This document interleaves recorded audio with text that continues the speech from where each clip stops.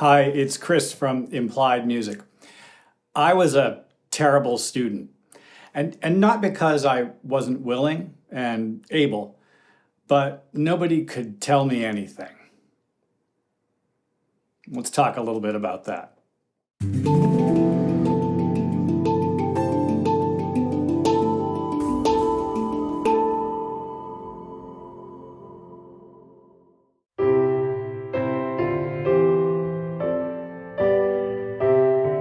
The goals that we set for ourselves as musicians can be lofty. They can be difficult to achieve. And when we begin, when I was a young student, I wasn't capable of achieving what my imagination presented to me. I wasn't able to start from where I actually was. And beginning from where a person actually is a really important tool. We've been talking about this with my students now for a while.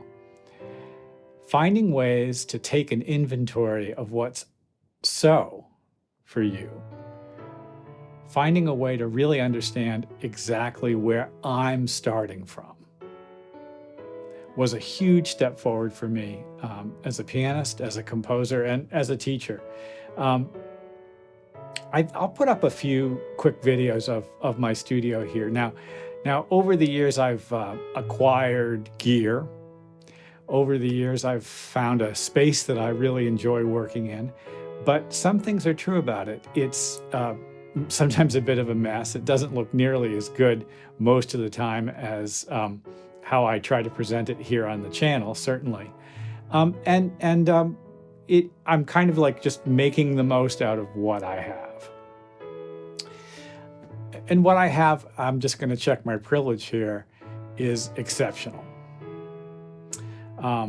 The challenges faced by people confronting racism, sexism, even ageism are enormous burdens. And I've been lucky. And yet the fortunate situation that I found myself in didn't always translate to success for me. And part of the reason was this: I just didn't begin from where I was. The capacity to take an inventory of what's true for you as a musician, as a person, is an enormous power. It's a superpower. The simplicity of what's true for you right now is a place to begin, and it's the way to grow. Well, this whole time you've been hearing me play through some Bach Chorales in the background. And I got to tell you, when I was coming out of college, I realized that my sight reading and my just general voice leading intelligence and experience on piano just wasn't what I wanted it to be. And I didn't really know what to do about that until I started thinking about the resistance that I'd always had to the sight reading and just general piano reading that all of my teachers had tried to get me to do. Everyone said read. Everyone said learn to play chorales. And yet I hadn't taken it in. I was told again and again, play the chorales. I was told again and again, learn counterpoint rules. I was told again and again, start from where you are. And yet I just didn't take it in. And it wasn't until I took it in that I began to make any kind of progress. So, many, many years ago, I put the Bach Chorales up in front of me on the piano bench, and I started slowly to chip my way through them. There's 371 in the standard book, and you can play 2 or 3 a day. There's 3 or 4 on any given page.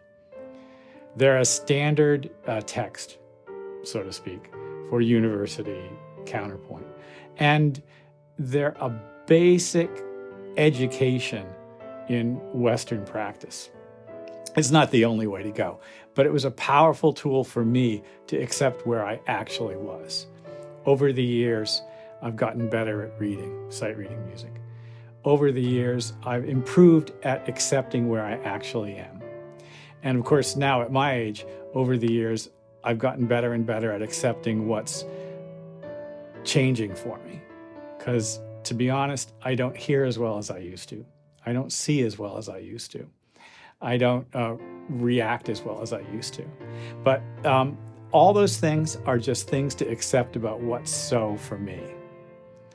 My messy studio, my apartment studio, the noise that comes in from out of the street, what I have, what I don't have, what I wish was so, what's actually so. Accepting all that is a powerful tool for you as an artist. Be who you are. To know who you are, you've got to take an inventory of what's true right now. It's my wish for you. Know who you are.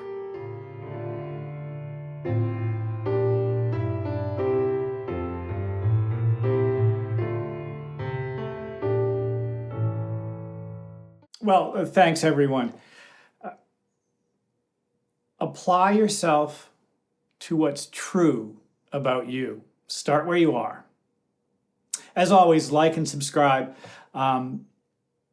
It turns out it's great to have comments on videos, and I'm always interested in what's going on with you, what I might be able to do to help. Thanks again. I'll see you next time.